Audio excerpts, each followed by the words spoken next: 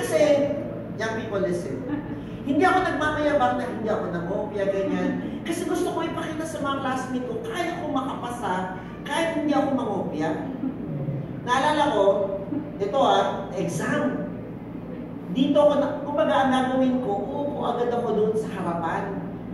Ito yung desk ng teacher, yung nasa harapan niya ako, para kitang-kita niya ako na pag lumingon ako, huli agad ako. Hindi ako uupo sa likuran kasi alam ko, andun ang temptation, andun ang temptation, andun ang temptation. Dito talaga ako uupo. Parang walang kopya-kopya. Walang kopya-kopya talaga. Ngayon, ito tekniko. Pag wala na akong alam, tatayo na agad ako. Tatayo na ako kasi wala na akong alam eh. Wala na itong kayang pigain. Kahit anong piga pa, wala na yan. Alam ko, ang susunod na dyan, mangungopya na ako. Di ba? Yun yung sunod eh. Wala ka nang alam ang gagawin mo. Di ba? Kaya gagawin ko, tatayo ako. Tapos nakataas pa yung noo ko. Yung mga classmate ko, ang galing nito ba eh? Daw mo nang matapos, hindi lang nila alam. Walang laman yung makita. Sabay pray, Lord, hindi ko na bahala. Kasi po, bukas yung continuation ng storya niya. Bakit ako nakakasa? May gathering ng mga youth, ikukwento ko sa inyo, dahil magagamit niya yan at practice. Kung bakit ako na, walang sagot blanco, pasado ng pasado. Grabe, sabi ko. Kaya alam mo, ang dami kong testimony nung nag-aaral ako. May mga times sa people, wala kaming pera, wala kaming kwarta eh. Hindi naman ako para mag-text or mag-sulat pa sa mga magulang ko na, hindi, wala akong pera. Diba? Wala naman sila ipapadala. Alam mo, may mga times, buong maghapon, ang kinain ko lang, banana cue. Di ba tatlo yung banana cue? Nung mga unang doon, di ba tatlo? Agahan, takalitan, hapunan. Banana cue, banana cue, banana cue. Di ba? May time walang banana cue. Walang banana cue. Kaya nagpipray ng Lord, alam ko, hindi mo ako gutumin. Ano ba? Lahat ng birthday yan sa church, alam ko. Nakalista sa akin.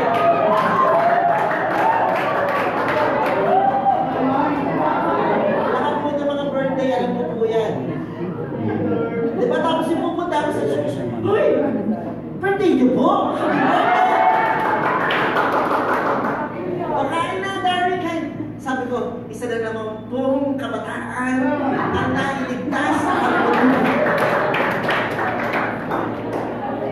Gusto po ako eh. Ganun po yung buhay ko po ng college. Kaya sabi ko, nung nagsimula na ako magtrabaho, at nagsimula po akong kumita ng pera, sabi ko, Lord, hindi talaga ako ito eh. Kung ako lang to, dito mangyayari. And I'm so thankful of what God is doing in my life. Ayoko po talaga magkwento ng mga, ano ba ang tawag, achievements or kung ano po yung mga nangyayari na sa buhay. Kasi ayoko po talaga, kumbaga, ayoko po ma-highlight yung mga bagay po na ito. Yung mga, ang gusto ko lagi ma-highlight yung God talaga eh. Never po, ayoko as much as possible, hindi po ako mag-post sa Facebook na, di ba yung iba, mahilig mag-post na, hindi ko po sinasabi masama ito pero yung mga susi malalaki, yung, ganyan, no? Hindi po, ayoko po talaga doon kasi mas gusto ko na makita sa akin, hindi yung mga material na bagay.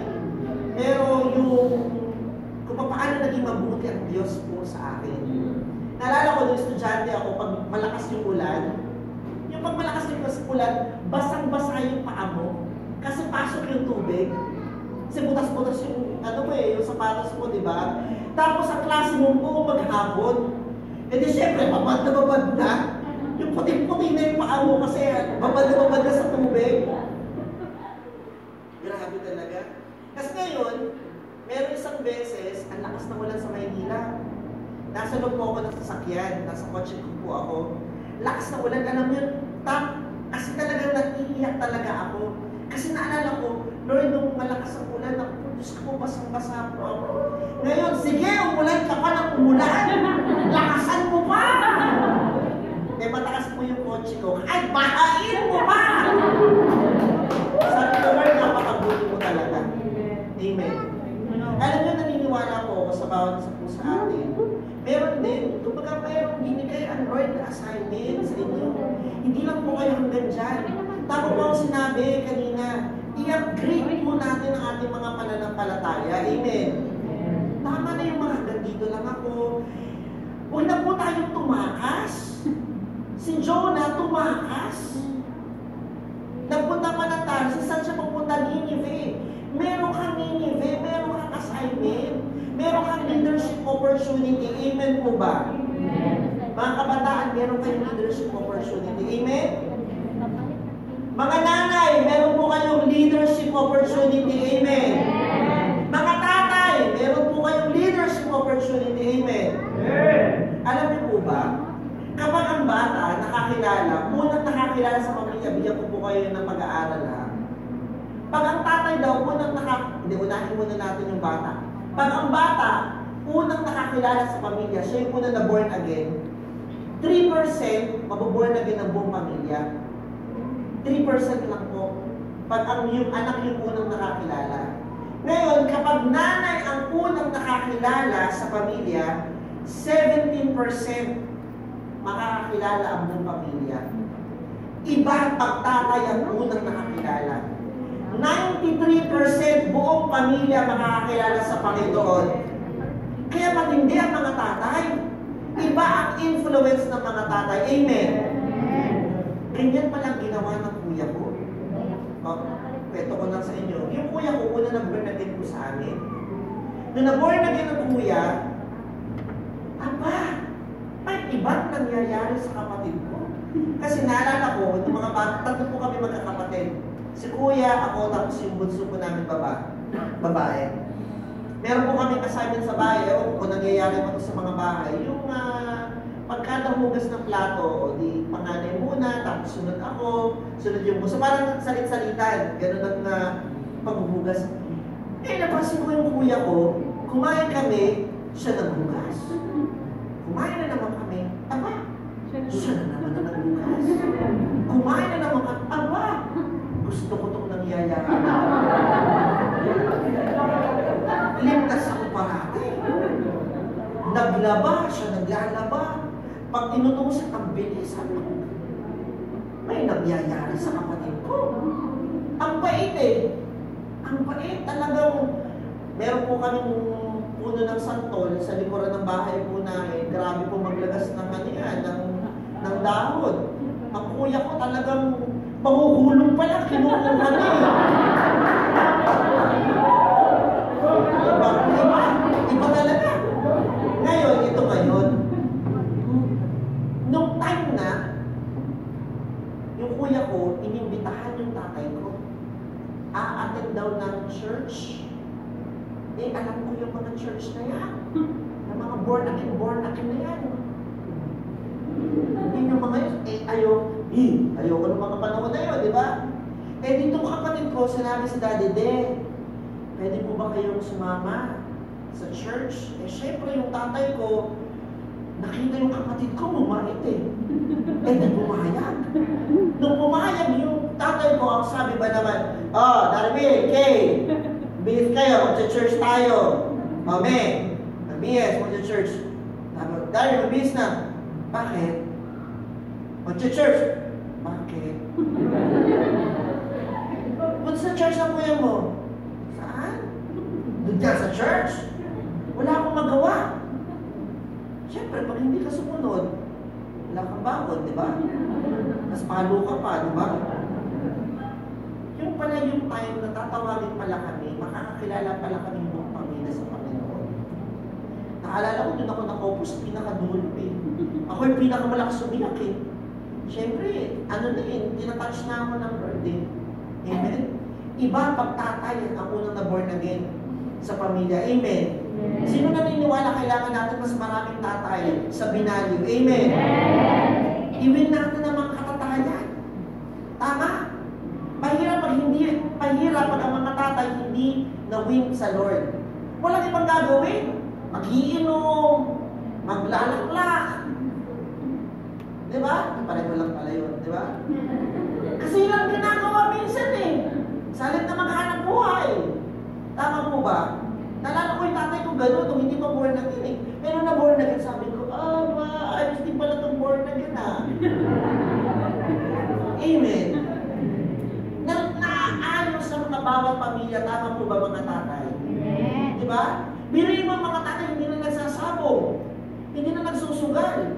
Eh di syempre yung pera na dami. Mapapalago. Yun talaga. Kailangan talaga ng bawat pamilya Diyos. Amen. Amen? Kaya may matindi talaga tayong task. Meron tayong divine opportunity. Meron pa tayong leadership opportunity. May assignment na binigay ang Diyos sa bawat isa po sa atin. Meron po tayong Nineveh. Amen. Pero itong si Jonah, balik tayo sa kwento po natin. Si Jonah matigas ang ulo. Sa halip pumunta ng Nineveh, ang ginawa niya ay nag-disobey siya sa Lord. So sabi dito sa sunod na verse, sa halip na sumunod, ipinasya ni Jonas na takasan si Yahweh.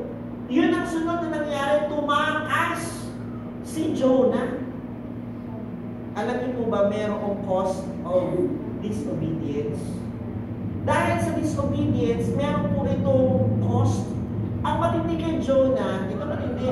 Si Jonah, literal na, o kaya yung ano ba, yung explicit na nag-disobey. Masabi ko matagalog yung explicit, yung kumbaga, walang isip-isip. Gusto niya talaga gumawa ng, ayaw niya talaga pumunta. Ikaw ba naman, nagbayad ka pa? Anong sabi ko sa verse na yun? Basahin yun. Nagbayad pa siya. Sa halip na sumunod, ipinasya ni Jonas na takasan si Yahweh, nagtungo siya sa Joppa at doon nakatagpo ng barko patungong Tarsis. Pagkatapos, magbayad ng pamasahe. Yung nagkasala, yung nag-exert ng effort para magkasala, kasi nagbayad pa ng pamasahe eh. Ibig sabihin, alam ko, pupunta na ako ng Tarsis. Ayoko na sa Nineveh. Minsan gano'n tayo, no? Bilang mga mananampalataya, gusto ka ilagay ng Diyos dito. Pero ikaw naman, gusto mo dito. Hindi, dito ka nga eh. Hindi, gusto ko lang dito. Ano ka ba dito ka nga? Hindi, Lord, gusto ko dito. May mga gano'n eh, no? Inaayos na ng Diyos yung buhay po natin, pero tayo, gusto pa natin mag-disobey. Ngayon, lalong gugulo. Ngayon, ituloy po natin yung storya. No? Merong cost of disobedience. May halaga yung pagsaway. Ngayon, hindi lang siya nag-disobey sa Lord, he flee from the presence of God. Tumakas siya sa presensya ng Panginoon. Sabi sa verse 3, sa halip na sumunod, ipinasya ni Jonas na takasan si Yahweh, nagtungo siya sa Joppa at doon nakatagpo ng isang barko patungong Tarsis. Pagkatapos na magbayad ng pamasahe, sumakay siya sa barko upang maglakbay kasama ang iba pang pasahero patungong Tarsis. Sa ganitong paraan ay inakala niya na nakatakas na siya kay Yahweh. Akala niya nakatakas na siya sa presensya ng Panginoon. Yun ang nangyari. Maraming Kristyano, maraming mananampalataya ang gusto takasan ang Diyos. Amen. Pero ang Lord, omnipresent, omniscient, all-powerful. Amen. Pag tinawag ka niya, kahit anong gawin mo pag pumiglas, tama. Kaya huwag ka na magpumiglas. Sabi mo sa katabi mo, huwag ka na magpumiglas. Di ba? Magpumiglas ka eh. Amen. Mga kapatid, saan pa kayo nakakita ng isda na nabuhay sa lupa? Meron? Wala, di ba? Kasi once umalis ang isda sa tubig, mamamatay. Tama po. Tama po. Amen. Ganon din po tayo. ang habitat po natin, presensya ng Panginoon. Amen. Pag umalis ka sa presensya ng Panginoon, dedo ka. Naiintindihan niyo po? Ganun ang ginawa ni Jonas. Si Jonah, umalis siya. Inakala niya, sabi dun sa verse na yun, no? Ang sabi dun sa verse, sa ganitong paraan, inakala niya na makakatakas siya sa presensya ng Panginoon. Pero alam ng Diyos, dahil dun sa pagtakas niya, ikamamatay ngayon. Hindi lang Nineveh ang mawawasak, pati yung buhay niya mawawasak. Amen. Amen. No? Imagine, no? Hindi lang generation mo yung mawawasak, pati ikaw mawawasak. Kaya sabi ng Panginoon ay kailangan natin gumawa ng paraan para itong si Jonah ay hindi mawasak, masira, mapahama. Sumunod na verse na basahin po natin. Meron mga babala, may mga warnings. Ngunit nang sila'y nasa laot na, nagpadala si Yahweh ng isang malakas na bagyo kaya't halos mawasak ang barko. Yun ang unang warning. May bagyo. Ganun din sa atin. No? May mga warning signs. Pag tayo napapalayo sa Panginoon, may mga warning. May mga bagyong dumarating. May mga pagsubok. Malamang sinusubok ka ngayon ng Panginoon para, kalabitin ka na napapalayo ka, nandito ako. Diba? Call for help. Amen? Minsan kasi, pag nangangailangan tayo, hindi sa Lord unang tumatawag. Sa Bombay unang tumatawag. Meron ba dito Bombay? Wala yata. Amen? Sa kapitbahay unang tumatawag. Amen. Dapat sa Lord. Tama po ba? Amen. Ito, nagpakita na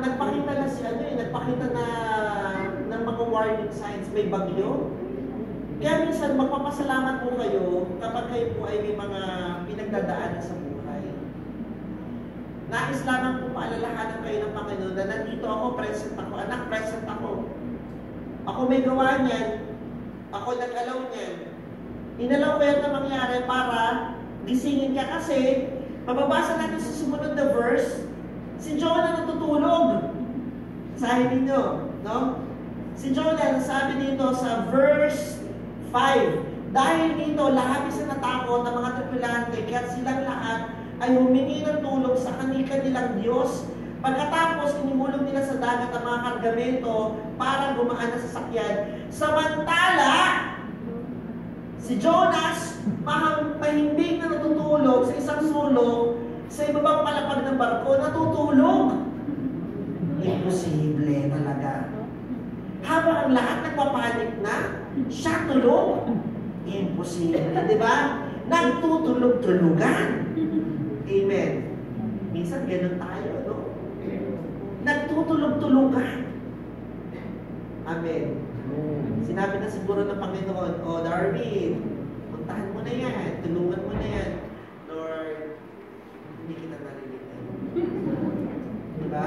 O Darwin, sharean mo na yan. Sino ba yun? O Darwin, bigyan mo yan. I rebuke you, Holy Spirit. I-rebuke mo pa eh, no? Holy Spirit pa talaga i-rebuke mo, diba? Amen. No? Si Jonas, yun yung pangalawa. Hindi lang bagyong pinadala sa kanya, mga tripulante, yung kapitan, ginising siya ng kapitan. Sabi dito ng kapitan, nakita siya ng kapitan, ginising. Anong ginagawa mo para, anong nagagawa mo pang matulog?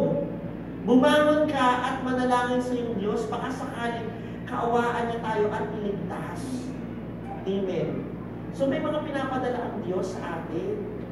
May mga pinapadala siya ng mga pagsubok, o kaya hindi na pagsubok, even yung mga success natin sa buhay. Para i-recognize natin, ang Diyos na diyan. At may mga tao siyang ipinapadala sa atin para palalakaran tayo, uy, gising! Naliligaw ka na! Nawawala ka na! Amen. Lumalamig ka na sa pananampalataya. Uy! Gising! Amen. Kaya po tayo may mga pastor, pastora. Amen? Sino napapasalamat dito na meron kang pastor na lagi kang pinapalalahanan? Amen. Minsan nga, nagagalit ka sa pastora, paulit-ulit. Nakainis. Huwag po kayong maiinis sa pastor at sa pastora.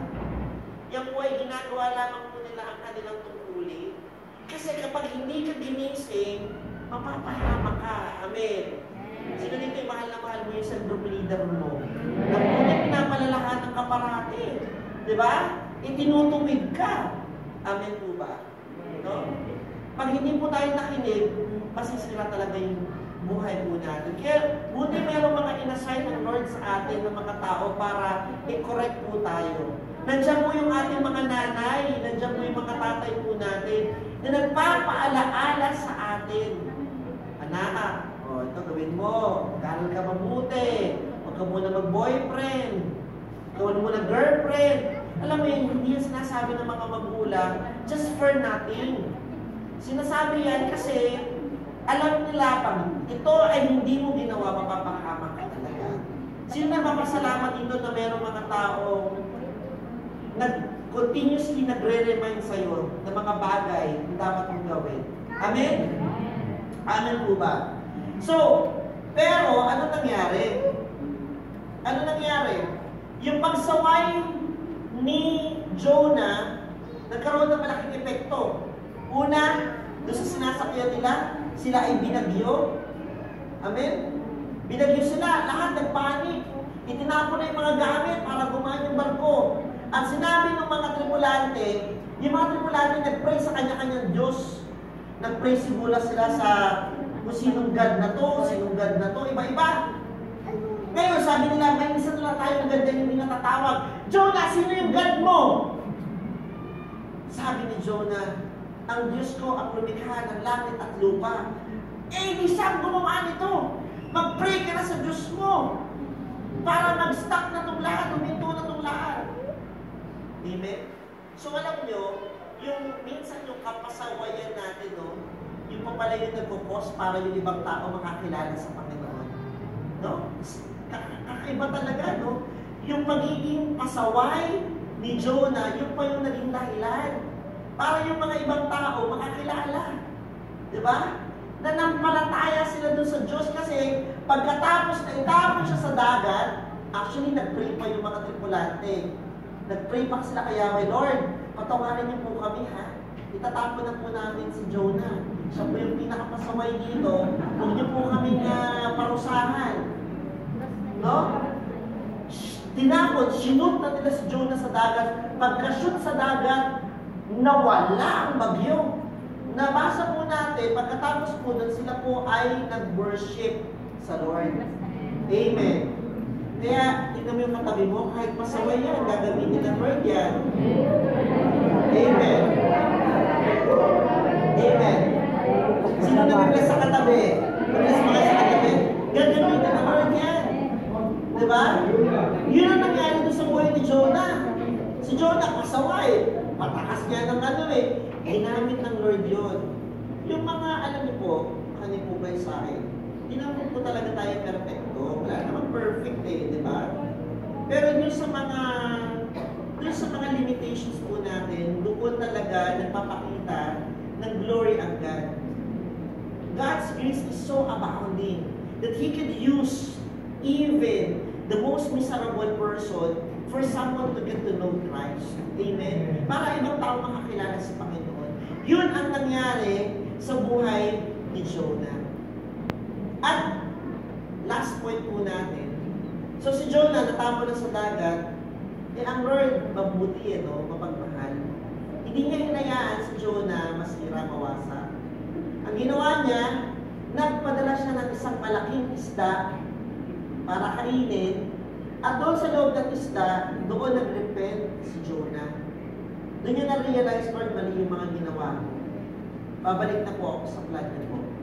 Pwede ba tayong tumayo ngayong gabi? Mananalangin po tayo at magpupuri po tayo